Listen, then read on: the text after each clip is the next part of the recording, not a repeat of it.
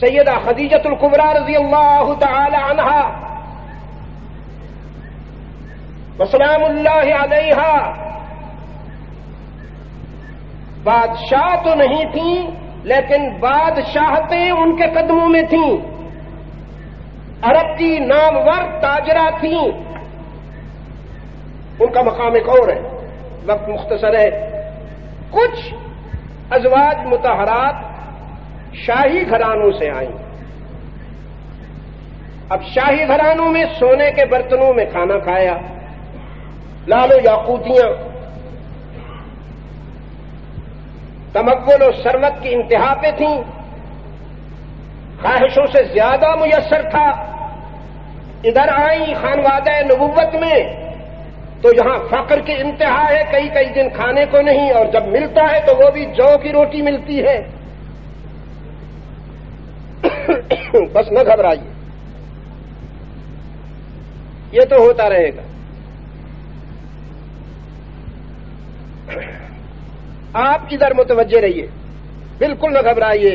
صدیقی صاحب،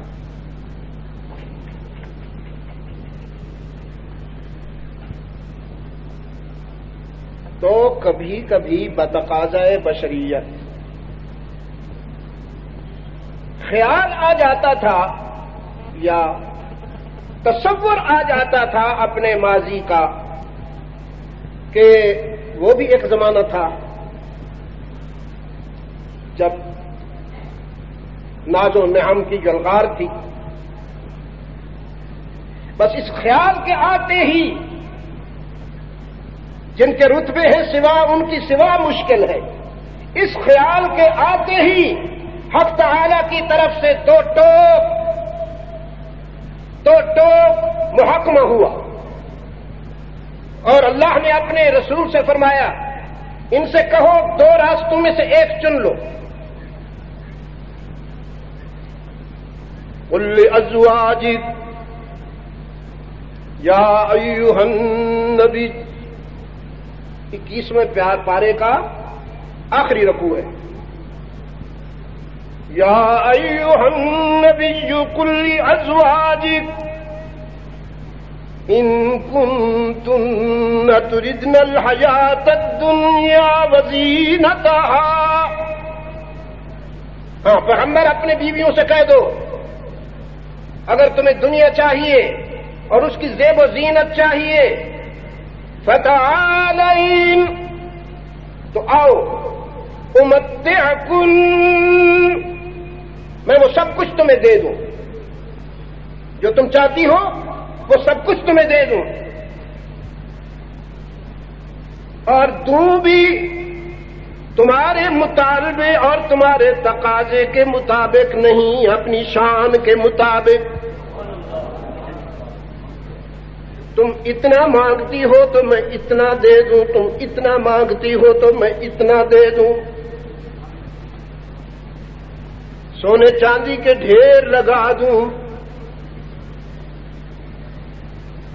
کبھی نہ بھولنا کہ میری فقیری مجبوری کی وجہ سے نہیں، میری خوشی سے ہے.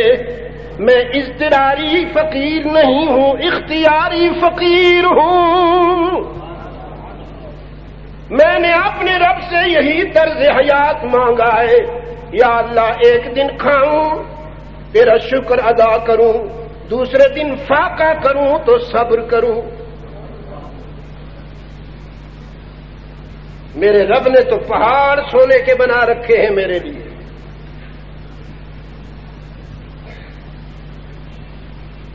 اور وہ پہاڑ بھی ایسے ہیں جو اسپیشلسٹ ہیں مائنز کے حوالے سے، ان کی رپورٹ یہ ہے کہ یہ ان لمیٹڈ ہے، ان کی کوئی انتہا نہیں ہے جو سعودی عرب میں سونا ہے. دنیا بھر میں جہاں کہیں سونے کی مائنز ہیں. کویت سے لے کر جوہانسبرگ تک وہ سب لمیٹڈ ہیں. اور پھر ان میں خاک میں سونے کے ذروں کا ریشو کم ہے. جہاں سب سے زیادہ ہے وہ سعودی عرب کا ہے.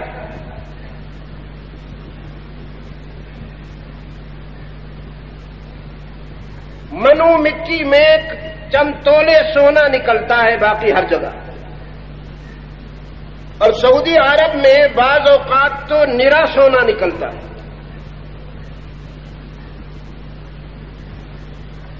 تو ایسا نہیں کہ میں مجبوراً فقیر ہوں،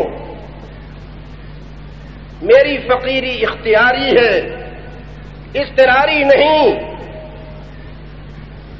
ان کنتن تردن الحیات الدنیا وزینتها، اگر تمہیں دنیا اور اس کی زیب و زینت چاہیے، فتعالین، تو پھر آؤ، امتعکن، تمہیں سب کچھ مل جائے گا.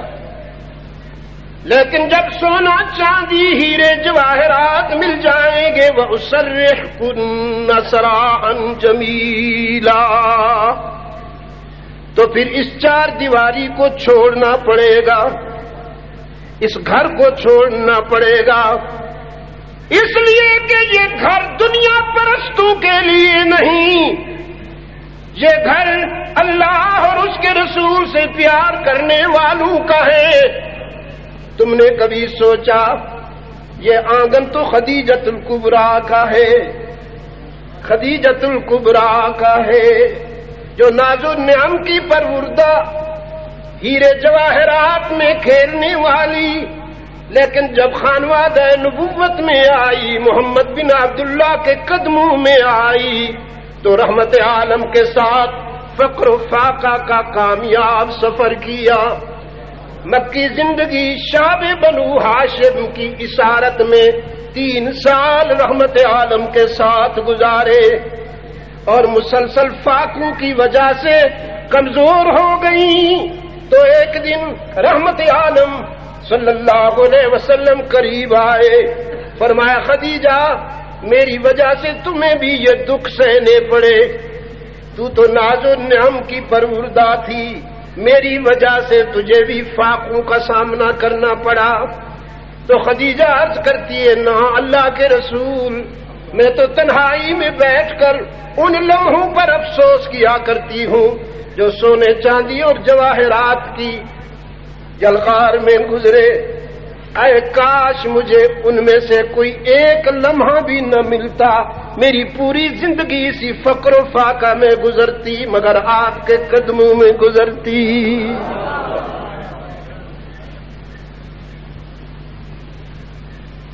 وہ فارسی میں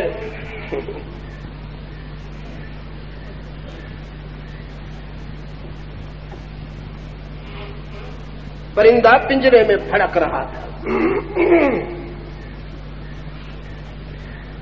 عام نظر رکھنے والوں نے دیکھا تو سوچا شاید آزادی کی تمنا میں پھڑک رہا ہے، پنجرے کی قید سے گھبرا گیا ہے.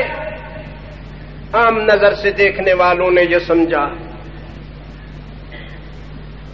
لیکن کسی دل کی نظر والے نے جب اس کی تڑپ کو دیکھا تو اس نے کہا، نالا از بہر رہائی نہ کند مرغ اسیر، نالا از بہر رہائی، از بہر رہائی نہ کند مرغ اسیر. خرد افسوس زمانے کے گرفتار نبود، یہ رہا ہونے کے لیے نہیں تڑپ رہا، بلکہ یہ اس زمانے پر افسوس سے تڑپ رہا ہے جو اس پنجرے سے باہر گزر گیا. اس لیے کہ شکاری اتنا محبوب ہے کہ شکاری کی محبت نے اس کو اپنا بنا لیا، اور اب یہ کہتا ہے کہ اب رہائی ملی بھی تو مر جائیں گے.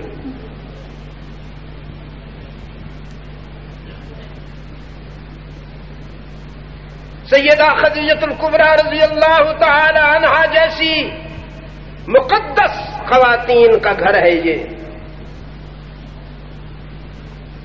اور ہزارہ والوں، ناراض نہ ہونا، فاطمۃ الزہرا جیسی بیٹیاں خدیجۃ الکبریٰ کی ماؤں کے آنگن میں پلتی ہیں.